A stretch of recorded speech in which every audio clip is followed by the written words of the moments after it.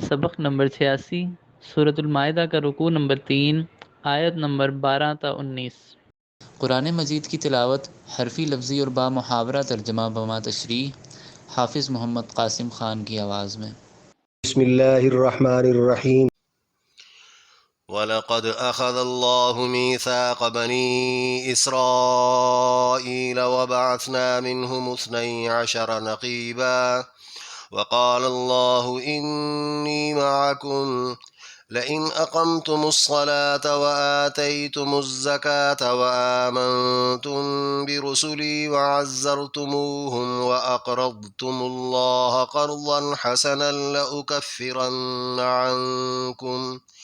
لأكفرن عنكم سيئاتكم ولأدخلنكم جنات تجري من تحتها الأنهار فمن كفر بعد ذلك منكم فقد ضل سواء السبيل۔ وَلَقَدْ أَخَذَ اللَّهُ اور حقیقتاً لے لیا اللہ نے میثاق بنی اسرائیل وعدہ اولاد یعقوب سے، وبعثنا اور مقرر کیے ہم نے منہم ان میں سے 12 نقیباً سردار، وقال اللہ اور کہا اللہ نے انی معکم بے شک میں تمہارے ساتھ ہوں، لئن اقمتم اگر تم قائم رکھو گے الصلاۃ نماز، وآتیتم الزکاۃ اور تم دیتے رہو گے زکوٰۃ، وآمنتم برسلی اور تم مانتے رہو گے میرے رسولوں کو، وعزرتموہم اور مدد کرتے رہو گے تم ان کی، وأقرضتم اللہ اور قرض دیتے رہو گے تم اللہ کو، قرضا حسنا قرض حسنا، لأکفرن تو میں ضرور مٹا دوں گا، عنکم تم سے، سیئاتکم تمہاری برائیاں، وَلَأُدْخِلَنَّكُمْ اور ضرور داخل کر دوں گا تم کو، جناتٍ باغوں میں، تجری بہتی ہیں، من تحتها الانہار ان کے نیچے سے نہریں، فمن تو جس نے کفرا انکار کیا، بعد ذالک اس کے بعد، منکم تم میں سے، فقد ضل تو یقیناً بھٹک گیا وہ، سواء سیدھا، السبیل راستہ۔ پوری آیت۔ اور اللہ نے اولاد یعقوب سے وعدہ لیا اور ہم نے ان میں 12 سردار مقرر کیے۔ اللہ نے فرمایا میں تمہارا ساتھ دوں گا اگر تم نماز کی پابندی کرو گے اور زکوٰۃ دیتے رہو گے اور میرے سب رسولوں کو مانتے رہو گے اور ان کی مدد کرتے رہو گے اور مجھے قرض حسنہ جمع کرواتے رہو گے، ضرور میں تمہاری خطائیں مٹا دوں گا اور تمہیں باغات میں داخل کر دوں گا جن کے نیچے نہریں بہتی ہیں۔ پھر اس کے بعد جس نے کفر کیا تو یقیناً وہ سیدھا راستہ بھٹک گیا۔ فَبِمَا نَقْضِهِم مِّيثَاقَهُمْ لَعَنَّاهُمْ وَجَعَلْنَا قُلُوبَهُمْ قَاسِيَةً يُحَرِّفُونَ الْكَلِمَ عَن مَّوَاضِعِهِ وَنَسُوا حَظًّا مِّمَّا ذُكِّرُوا بِهِ وَلَا تَزَالُ تَطَّلِعُ عَلَىٰ خَائِنَةٍ مِّنْهُمْ إِلَّا قَلِيلًا مِّنْهُمْ فَاعْفُ عَنْهُمْ وَاصْفَحْ إِنَّ اللَّهَ يُحِبُّ الْمُحْسِنِينَ۔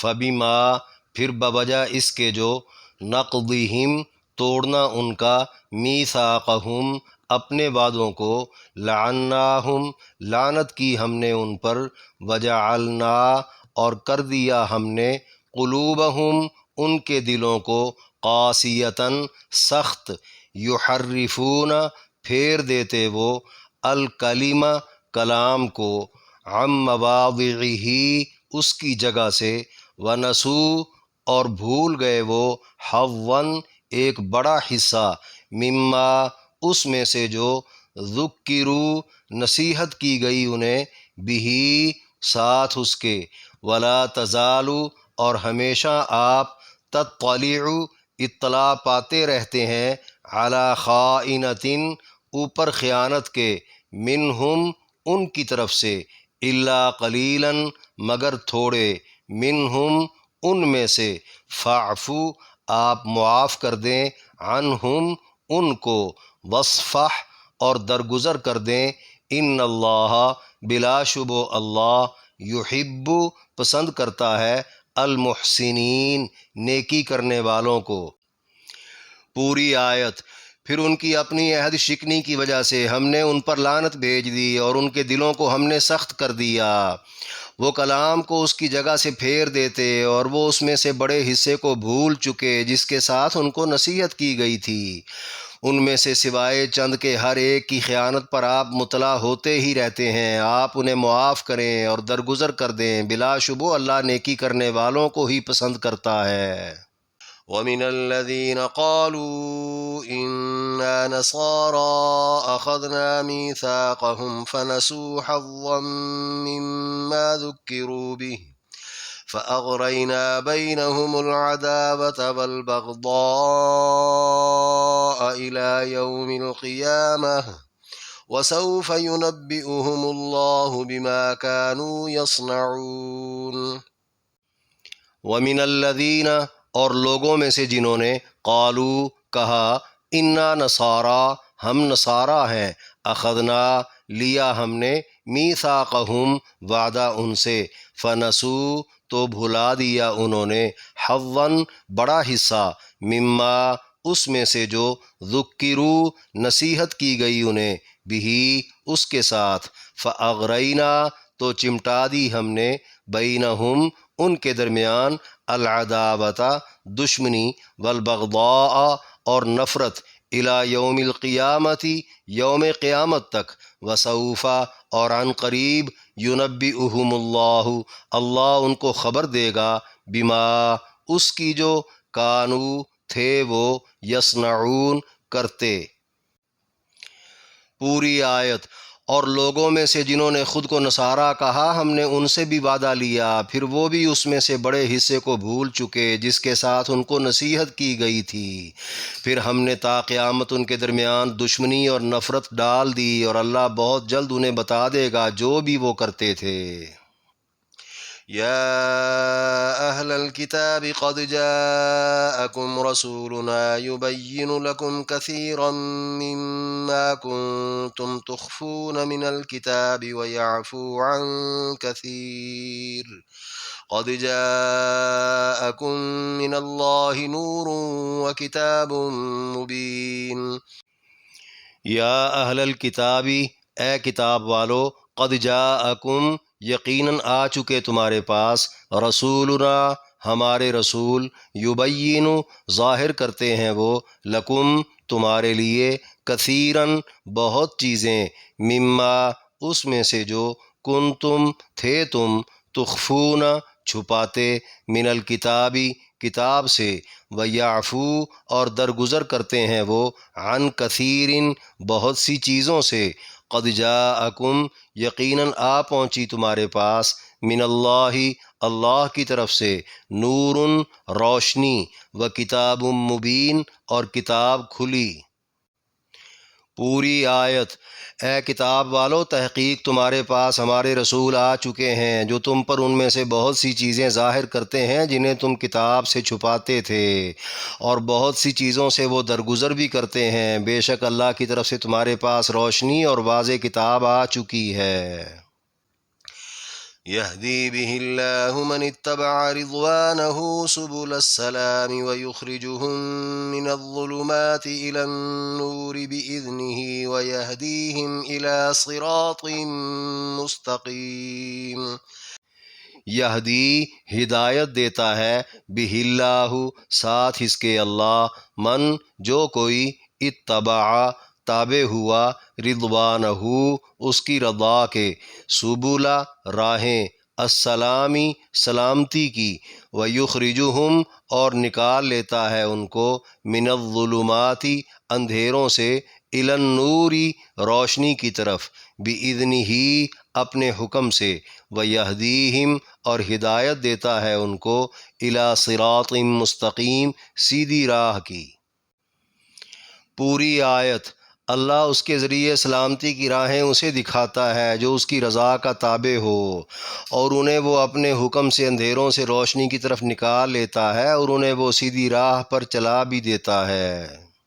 لقد كفر الذين قالوا إن الله هو المسيح ابن مريم قل فمن يملك من الله شيئا إن أراد أن يهلك المسيح ابن مريم وأمه ومن في الأرض جميعا ولله ملك السماوات والأرض وما بينهما يخلق ما يشاء والله على كل شيء قدير۔ لقد حقیقتاً کفارہ کافر ہوئے الذین وہ لوگ جنہوں نے قالو کہا ان اللہ هو المسیح ابن مریم بے شک اللہ وہی مسیح ابن مریم ہے۔ قل آپ کہہ دیجئے فمن پھر کس کا یملکو حکم چلتا ہے من اللہ اللہ کے آگے شیئن کچھ بھی ان ارادہ اگر وہ ارادہ کر لے ان یہلکا کہ ہلاک کر دے گا وہ المسیح ابن مریم مسیح ابن مریم کو و امہ اور اس کی ماں کو ومن اور جو بھی فی الارض زمین میں ہے جمیعاً سب کا سب وللہ اور اللہ کے لیے ہے ملک بادشاہی السماوات والارض آسمانوں اور زمین کی وما بینہما اور اس کی جو ان دونوں کے درمیان ہے یخلق پیدا کرتا ہے وہ ما یشاء جو وہ چاہتا ہے واللہ علی کل شیء قدیر اور اللہ ہر چیز پر قادر ہے۔ پوری آیت۔ بے شک وہ کافر ہو گئے جنہوں نے کہا مسیح ابن مریم ہی اللہ ہے۔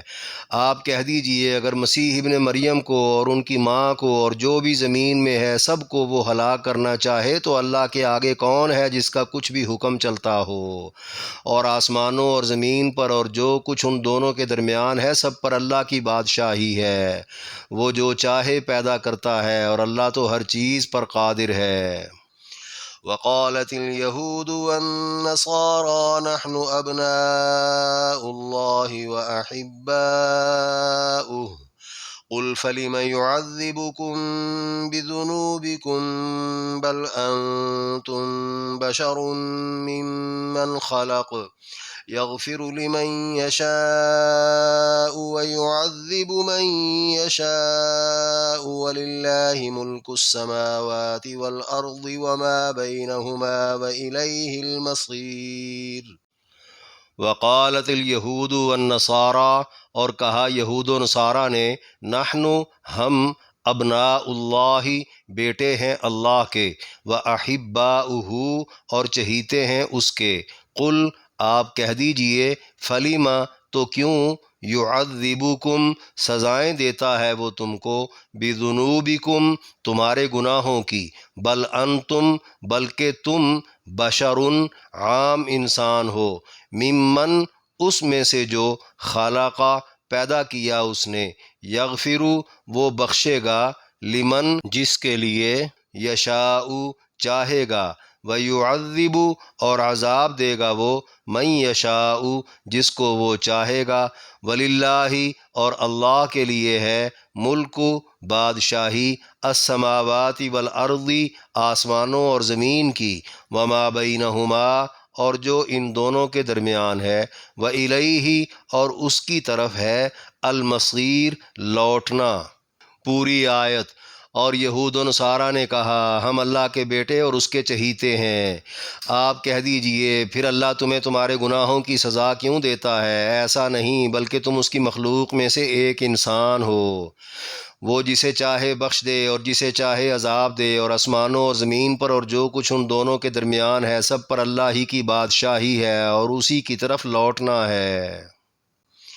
يا أهل الكتاب قد جاءكم رسولنا يبين لكم على فترة من الرسل أن تقولوا ما جاءنا من بشير ولا نذير فقد جاءكم بشير ونذير والله على كل شيء قدير۔ یا اہل الکتابی اے کتاب والو قد جاءکم یقیناً آ چکا ہے تمہارے پاس رسولنا ہمارا رسول یبین صاف بتاتا ہے، لکم تمہارے لیے، علی فترتن زمانہ تعطل پر، من الرسلی رسولوں کے، ان تقولوا کہ کہہ نہ دو تم، ما جاءنا نہیں آیا ہمارے پاس، من بشیرن بشارت سنانے والوں سے، ولا نذیرن اور نہ ڈر سنانے والوں سے، فقد جاءکم یقیناً آ چکا ہے تمہارے پاس، بشیرن بشارت سنانے والا، ونذیرن اور ڈر سنانے والا، واللہ علی کل شیء قدیر اور اللہ ہر چیز پر قادر ہے۔ پوری آیت۔ اے کتاب والو، رسولوں کا سلسلہ موقوف ہو جانے پر تمہارے پاس ہمارا رسول آ چکا ہے جو تمہیں صاف صاف بتاتا ہے، پھر تم یہ نہ کہہ دو کہ ہمارے پاس کوئی بشارت سنانے اور ڈر سنانے والا نہیں آیا۔ اب حقیقتاً تمہارے پاس بشارت سنانے اور ڈر سنانے والا آ چکا ہے اور اللہ تو ہر چیز پر قادر ہے۔ اس رکوع میں 8 آیات کی تشریح۔ آیت نمبر 12، وَلَقَدْ أَخَذَ اللَّهُ مِيثَاقَ بَنِي إِسْرَائِيلَ سے فَقَدْ ضَلَّ سَوَاءَ السَّبِيلِ تک فرمایا، اور اللہ نے اولاد یعقوب سے وعدہ لیا اور ہم نے ان میں 12 سردار مقرر کیے۔ اللہ نے فرمایا میں تمہارا ساتھ دوں گا اگر تم نماز کی پابندی کرو گے اور زکوٰۃ دیتے رہو گے اور میرے سب رسولوں کو مانتے رہو گے اور ان کی مدد کرتے رہو گے اور مجھے قرض حسنہ جمع کرواتے رہو گے۔ ضرور میں تمہاری خطائیں مٹا دوں گا اور تمہیں باغات میں داخل کر دوں گا جن کے نیچے نہریں بہتی ہیں، پھر اس کے بعد جس نے کفر کیا تو یقیناً وہ سیدھا راستہ بھٹک گیا۔ یعنی قوم موسیٰ خود دریا پار کر کے اپنی آنکھوں کے سامنے فرعونیوں کو غرق ہوتا دیکھتے ہی خوشی سے جھوم اٹھی اور موسیٰ علیہ السلام کی ہر بات ماننے پر تیار ہو گئی۔ تب موسیٰ علیہ السلام نے قوم سے ایک اللہ کی بندگی کرنے اور اس کے ساتھ شرک نہ کرنے سمیت نبیوں کی اطاعت کا پکا وعدہ لے لیا اور قوم کا نظم قائم رکھنے اور سب کی نگرانی کرنے کے لیے 12 سردار مقرر کر دیے۔ اللہ نے اس وعدے کی توثیق میں فرمایا، اگر تم اللہ کی عبادت پر قائم رہے، محتاجوں کو زکوٰۃ دیتے رہے، موسیٰ علیہ السلام اور ان کے بعد آنے والے تمام پیغمبروں کو بلا تفریق مان کر ان کی مدد کرتے رہے، یعنی ان کی تعظیم و تکریم بجا لاتے ہوئے ان کے ساتھ دینی جد و جہد میں شریک رہ کر اللہ کی راہ میں اپنا مال خرچ کرتے رہے، تو اللہ تمہیں آخرت میں سرخرو کر دے گا۔ اس وعدے کو توڑنے والا دنیا میں بھٹک کر نامراد رہے گا۔ بحوالہ تفسیر در منصور اور معالم التنزیل، موسیٰ علیہ السلام نے بحکم خدا مصر سے ارض مقدس کی طرف مقام اریحہ پر پہنچ کر جبارین کی قوم سے جہاد کا حکم دیا اور 12 سرداروں کو وہاں کی جاسوسی کے لیے بھیجا، جنہوں نے پہنچ کر وہاں کی معلومات لیں۔ وہ قوم بڑی قد کاٹھ والی اور بڑے بڑے جسموں والی تھی، جن میں سے 3333 گز لمبے انسان عوج بن عنق کا قصہ بھی مشہور ہے۔ 12 سرداروں نے ان کو سخت جان پا کر آپس میں فیصلہ کیا کہ سوائے موسیٰ کے کسی کو اس قوم کے بارے میں نہیں بتائیں گے تاکہ کوئی جہاد سے باغی نہ ہو جائے، لیکن وہ اس بات پر قائم نہ رہ سکے اور قوم میں باتیں پھیل گئیں، جس کے نتیجے میں وہ قوم آگے بڑھنے کے لیے تیار ہی نہ ہوئی۔ اس طرح 40 برس تک میدان تی میں ہی وہ بھٹکتی رہ گئی۔ آیت میں مسلمانوں کے لیے سبق ہے، اللہ کی طرف سے مدد اس کے نبیوں کے ساتھ کیے گئے اتباع کے وعدوں کی پاسداری کے ساتھ ہی مشروط ہے۔ آیت نمبر 13، فَبِمَا نَقْضِهِمْ مِيثَاقَهُمْ سے ان اللہ يحب المحسنین تک فرمایا، پھر ان کی اپنی عہد شکنی کی وجہ سے ہم نے ان پر لعنت بھیج دی اور ان کے دلوں کو ہم نے سخت کر دیا۔ وہ کلام کو اس کی جگہ سے پھیر دیتے اور وہ اس میں سے بڑے حصے کو بھول چکے جس کے ساتھ ان کو نصیحت کی گئی تھی۔ ان میں سے سوائے چند کے ہر ایک کی خیانت پر آپ مطلع ہوتے ہی رہتے ہیں۔ آپ انہیں معاف کریں اور درگزر کر دیں، بلا شبہ اللہ نیکی کرنے والوں کو ہی پسند کرتا ہے۔ یعنی سرکش یہودیوں کا مسلسل وعدے توڑنا لعنت خداوندی کا موجب بنا۔ مفسرین کے بقول جہاد سے مسلسل روگردانی، آیات الہیہ کا تمسخر، انبیاء علیہم السلام کا قتل، احکامات الہیہ کی مخالفت وعدوں کو توڑنا ہی ہے۔ لعنتوں کے سبب وہ قبولیت حق کی استعداد سے محروم ہو گئے۔ دلوں کی سختی کا یہی مطلب ہے۔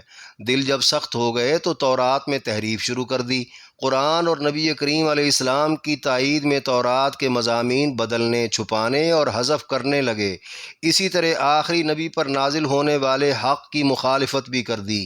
یوں آسمانی وحی کا وہ حصہ جو تمام نبیوں کے ہاں یکساں رہا، وہ بھی ان کے لیے بے اثر اور غیر مفید ہو گیا کہ وہ اس سے نفع ہی نہ اٹھا سکے۔ جانتے بوجھتے حق کی مخالفت نے ان کو شرارتوں اور خباثتوں کا خوگر بنا دیا۔ یہی وجہ تھی آئے دن یہودیوں کی دغا بازی کے چرچے زبان زد عام ہو گئے جو آج تک جاری ہیں۔ مفسرین کے بقول نبی علیہ السلام نے مدینہ تشریف لاتے ہی یہودی قبائل سے امن معاہدے کیے تھے جو یکے بعد دیگرے انہی کی طرف سے ٹوٹ گئے۔ اس کے باوجود اللہ نے اپنے نبی سے ان کو معاف کرنے اور درگزر کرنے کا کہہ کر فرما دیا، اللہ کو حسن سلوک پسند ہے، کیونکہ حد درجہ سرکش لوگوں کے ساتھ حسن سلوک حق کی ترغیب و تلقین اور تبلیغ سے بھی کہیں زیادہ مؤثر ہوتا ہے۔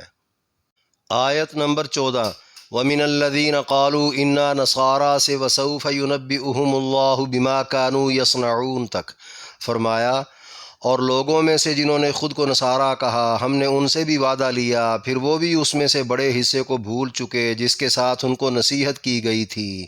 پھر ہم نے تا قیامت ان کے درمیان دشمنی اور نفرت ڈال دی، اور اللہ بہت جلد انہیں بتا دے گا جو بھی وہ کرتے تھے۔ یعنی یہودیوں کی طرح خود کو نصارہ کہنے والوں سے بھی ایک اللہ کی بندگی کرنے کا، اللہ کے ساتھ کسی کو شریک نہ ٹھہرانے کا اور انجیل پر عمل کرنے کا، عیسیٰ علیہ السلام اور ان کی بشارت پر آخری پیغمبر صلی اللہ علیہ وسلم کی پیروی کرنے کا وعدہ لیا گیا تھا۔ مفسرین کے بقول مسیحیوں نے اپنا نام خود نصارہ تجویز کیا تھا، جس کا معنی اللہ کے دین کے مددگار۔ عیسیٰ علیہ السلام کی موجودگی میں وہ واقعی دین حق کے مددگار تھے، بعد میں ان کے اندر بھی بہت سارا بگاڑ آ گیا۔ قرآن نے یہ نام لے کر گویا عار دلانا چاہی کہ مسیحی خود کو نصارہ بھی کہتے ہیں اور دین حق سے روگردانی بھی کرتے ہیں۔ یہود کی طرح مسیحی بھی عہد شکن نکلے، حتیٰ کہ خدا کی وحدانیت کا انکار کر کے عیسیٰ علیہ السلام کو ہی خدا کا شریک بنا بیٹھے۔ کچھ خدا کا بیٹا اور کچھ تیسرا خدا مان بیٹھے۔ اللہ کا کرنا وہ آپس کی عداوت و نفرت کا شکار ہو کر کئی فرقوں میں بٹ گئے، نظریات کے اختلاف سے شدت کی کشیدگیوں میں مبتلا ہو گئے، جنہیں بہت جلد اللہ ان کے کرتوت سے آگاہ کر دے گا۔ آیت نمبر 15 یا اہل الکتاب سے قد جاءکم من اللہ نور و کتاب مبین تک فرمایا، اے کتاب والو، تحقیق تمہارے پاس ہمارے رسول آ چکے ہیں جو تم پر ان میں سے بہت سی چیزیں ظاہر کرتے ہیں جنہیں تم کتاب سے چھپاتے تھے، اور بہت سی چیزوں سے وہ درگزر بھی کرتے ہیں۔ بے شک اللہ کی طرف سے تمہارے پاس روشنی اور واضح کتاب آ چکی ہے۔ یعنی تورات و انجیل میں درج بہت سارے حقائق و احکام اور مضامین ہدایت اپنے مفادات کے پیش نظر یہودی عیسائی جنہیں چھپاتے تھے، بقول مفسرین دینی مصلحت کے تحت جن باتوں کا ظاہر کرنا ضروری ہوتا آپ علیہ السلام وہ بیان فرما دیتے، اور جن باتوں کا بتانا خاص مفید نہ ہوتا آپ ان سے درگزر کر جاتے۔ ایک مطلب یہ بھی ہے کہ بری حرکتوں کے باوجود یہود و نصارہ سے درگزر فرما جاتے، انہیں آپ رسوا نہ کرتے۔ آپ علیہ السلام کے آتے ہی حق سچ روز روشن کی طرح واضح ہو گیا۔ بحوالہ ابن جریر بروایت اکرمہ رضی اللہ عنہ، کچھ یہودی نبی علیہ السلام سے شادی شدہ زانی کی سزا کا حکم پوچھنے آئے تو آپ نے ان کے بڑے عالم سے اللہ کی قسم دے کر تورات کا حکم پوچھوایا۔ اس نے سچ بتا دیا کہ ہماری کتاب میں اس کی سزا سنگساری ہی تھی، مگر ہمارے اندر زنا جب عام ہو گیا تو سنگساری کی بجائے ہم نے خود ہی 100 کوڑے اور سر مونڈنا طے کر لیا۔ مفسرین کے بقول آیت میں نور سے مراد قرآن، اسلام، ہدایت اور نبی علیہ السلام کی ذات اقدس ہے۔ ایک قول میں آپ کے معجزات بھی مراد ہیں۔ نور اس روشنی کو کہا جاتا ہے جو دوسروں کو بھی روشن کر دے۔ آیت نمبر 16 یہدی بہ اللہ من اتبع رضوانہ سے ویہدیہم الی صراط مستقیم تک فرمایا اللہ اس کے ذریعے سلامتی کی راہیں اسے دکھاتا ہے جو اس کی رضا کا تابع ہو، اور انہیں وہ اپنے حکم سے اندھیروں سے روشنی کی طرف نکال لیتا ہے اور انہیں وہ سیدھی راہ پر چلا بھی دیتا ہے۔ یعنی نبی علیہ السلام اور قرآن مجید کا فیض صرف انہیں ملتا ہے جو رب کی رضا کے طالب بن جائیں، پھر ان کو حق و باطل کی خوب پہچان کے ساتھ زندگی گزارنے کی توفیق بھی مل جاتی ہے۔ آیت نمبر 17 لقد کفر الذین قالوا ان اللہ هو المسیح ابن مریم سے واللہ علی کل شیء قدیر تک۔ فرمایا بے شک وہ کافر ہو گئے جنہوں نے کہا مسیح ابن مریم ہی اللہ ہے۔ آپ کہہ دیجئے اگر مسیح ابن مریم کو اور ان کی ماں کو اور جو بھی زمین میں ہے سب کو وہ ہلاک کرنا چاہے تو اللہ کے آگے کون ہے جس کا کچھ بھی حکم چلتا ہو؟ اور آسمانوں اور زمین پر اور جو کچھ ان دونوں کے درمیان ہے سب پر اللہ کی بادشاہی ہے، وہ جو چاہے پیدا کرتا ہے اور اللہ تو ہر چیز پر قادر ہے۔ یعنی خالق و مخلوق کا فرق بڑا واضح ہے، جسے علمی دلائل سے ہی نہیں بلکہ عقلی دلائل سے بھی سمجھنا آسان ہے۔ مفسرین کے مطابق عیسائیوں میں یعقوبیہ فرقے کے لوگ حضرت عیسیٰ علیہ السلام کی الوہیت کے قائل تھے، یا تو وہ خدائی صفات کا حامل سمجھتے تھے یا ان کا یہ خیال تھا کہ اللہ عیسیٰ علیہ السلام میں حلول کر گیا ہے۔ اللہ نے ہر طرح کے الحاق و اشتراک کی نفی کر دی کہ جس ہستی کو عدم سے وجود میں لایا گیا ہو اس پر مرور زمانہ کے ساتھ تغیرات بھی وارد ہوتے ہوں، اس کے وجود پر تو موت بھی طاری ہو سکتی ہے، جبکہ اللہ ہمیشہ سے ہے اور ہر طرح کے تغیر و تبدل سے پاک ہے، اور کائنات کو بنانے اور توڑنے پر اکیلا مختار ہے۔ اس کے تخلیقی کرشمات کی تو بذات خود عیسیٰ بن مریم بھی بہت بڑی دلیل ہیں۔ آیت نمبر 18 وقالت الیہود والنصارى نحن ابناء اللہ واحباؤہ سے وللہ ملک السماوات والارض وما بینہما والیہ المصیر تک۔ فرمایا اور یہود و نصارہ نے کہا ہم اللہ کے بیٹے اور اس کے چہیتے ہیں۔ آپ کہہ دیجئے پھر اللہ تمہیں تمہارے گناہوں کی سزا کیوں دیتا ہے؟ ایسا نہیں بلکہ تم اس کی مخلوق میں سے ایک انسان ہو، وہ جسے چاہے بخش دے اور جسے چاہے عذاب دے، اور آسمانوں اور زمین پر اور جو کچھ ان دونوں کے درمیان ہے سب پر اللہ ہی کی بادشاہی ہے اور اسی کی طرف لوٹنا ہے۔ یعنی مسلمانوں کو اس طرح کے مغالطوں میں پڑھ کر یہود و نصارہ کی طرح بداعمالیوں پر جری نہیں ہو جانا چاہیے۔ بحوالہ ابن اسحاق بروایت ابن عباس رضی اللہ عنہ، کچھ یہودی بارگاہ نبوت میں آ کر سوال جواب کرتے رہے۔ جب آپ نے ان کو کلمے کی دعوت دی اور اللہ کے عذاب سے ڈرایا تو عیسائیوں کی طرح یہودی بھی بولے ہمیں کس عذاب سے ڈراتے ہو؟ ہم تو اللہ کے بیٹے اور اس کے لاڈلے ہیں، وہ ہمیں عذاب بھلا کیوں دے گا؟ اس پر یہ آیت کریمہ نازل ہو گئی۔ بقول ابراہیم نخعی رحمہ اللہ، تورات میں اللہ نے یہودیوں کو احبار کے بیٹوں یعنی علماء کے بیٹوں کہہ کر مخاطب کیا، بعد میں آنے والوں نے احبار کو ابکار لکھ دیا، جس کا معنی ہے میری دوشیزاؤں کے بیٹوں، جس پر یہودی خود کو اللہ کا بیٹا کہنے لگے۔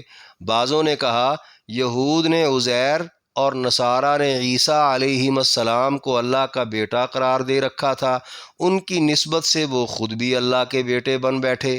ایک قول یہ بھی ہے کہ اللہ کا حقیقی بیٹا ہونا تو محال ہے، ممکن ہے وہ خود کو بمنزلہ بیٹا کے اور اللہ کو بمنزلہ باپ کے سمجھتے ہوں۔ جہاں تک لاڈلے اور چہیتے یا ولی اور دوست ہونے کا تعلق ہے تو اس سے تو انکار نہیں کیا جا سکتا، بشرطے کہ ایمان مضبوط اور اعمال درست ہوں، مگر وہ تو تمام تر بدعقیدگیوں اور بدکاریوں کے محض نسبتوں کو ہی قرب خداوندی کا ذریعہ سمجھتے تھے۔ اگر واقعی وہ اس مرتبے پر فائز تھے تو مختلف عذابوں اور مصیبتوں میں وہ کیوں مبتلا ہوئے؟ مفسرین کے بقول اگر مراد اخروی عذاب اور مصیبتیں ہیں تو پھر مطلب یہ ہوگا کہ اللہ کے بیٹوں اور لاڈلوں کا جہنم سے بھلا کیا کام، جبکہ بقول یہودیوں کے گنتی کے چند دن ان کا جہنم میں جلنا یقینی ہے۔ اور اگر دنیاوی عذاب اور مصیبتیں مراد ہیں تو پھر مختلف قسم کے آسمانی عذاب جو بنی اسرائیلیوں پر آتے رہے وہ کیوں آئے؟ لاڈلوں پر تو عذاب آنے ہی نہیں چاہیے۔ یہاں مغالطہ ہو سکتا ہے نیکوکاروں پر بھی تو تکلیفیں مصیبتیں آتی رہتی ہیں۔ اس کا جواب ہے نیکوکاروں پر مصیبتیں ان کی عظیمت و فضیلت کا باعث بنتی ہیں، جبکہ بدکاروں پر مصیبتیں ان کی ذلت و رسوائی کا سامان ہوتی ہیں، کیونکہ نیکوکاروں کی مصیبت ان کو نیکیوں پر مزید پختہ کر دیتی ہے۔ اس کے برعکس بدکاروں پر اگر مصیبت آئے تو ان کی بدعملی اور سرکشی میں مزید اضافہ ہو جاتا ہے، جیسے یہود و نصارہ دن بدن کفر و الحاد کی طرف بڑھتے جا رہے ہیں۔ دستور کے مطابق انسانوں کے اچھے برے اعمال پر جزا و سزا کا اطلاق ہوگا۔ پھر یہود و نصارہ کوئی انوکھی مخلوق تو ہے نہیں، بلکہ انسان ہی ہیں۔